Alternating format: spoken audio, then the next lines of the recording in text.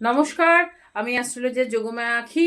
আশা করি আপনারা সবাই ভালো আছেন, ভালো থাকুন, সুস্থ থাকুন, এই কামনাই করি। আপনারা সবাই জানেন যে আগামী 20শে অক্টোবর কিন্তু দীপান্বিতা অমাবস্যা।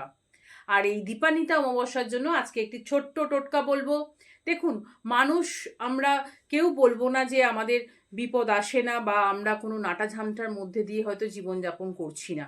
কাজেই সব বিপদের হাত থেকে নিজেকে রক্ষা করতে গেলে একটি কাজ করতে হবে অমাবস্যা তিথিতে।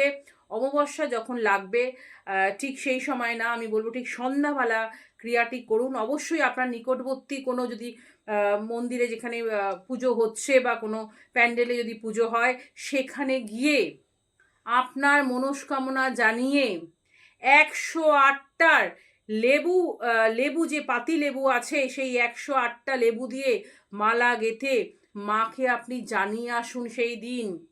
আর এই যে টোটকাটা আজকে আমি বলে যাচ্ছি, ভীষণভাবে একটা ফলদায়ক টোটকা, কিন্তু ভীষণভাবে আপনি যে কঠিনই পরিস্থিতির মধ্যে দিয়ে চলুন না কেন, যে বিপদেই মুখে থাকুন না কেন, বা বিপদ আমাদের আগত এরকম কোনো বিষয় আপনি যেটা ইঙ্গিত পাচ্ছেন, সেই বিপদ থেকে কিন্তু মা আপনাকে রক্ষা করবে। কাজেই অমাবস্যার মধ্যে ঠিক সন্ধ্যাবেলা গিয়ে যে কোনো নিকটবর্তী কোনো মন্দিরে বা কোনো যে কোনো একটা জায়গায় গিয়ে মায়ের যেখানে পুজো হবে সেখানে গিয়ে 108টা লেবু দিয়ে মালা গেঁথে সেইটা মাকে নিবেদন করে আসুন।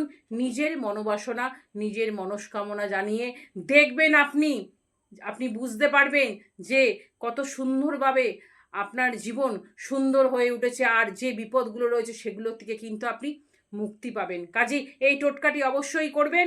ততক্ষণের জন্য সবাই ভালো থাকবেন, সুস্থ থাকবেন। নমস্কার।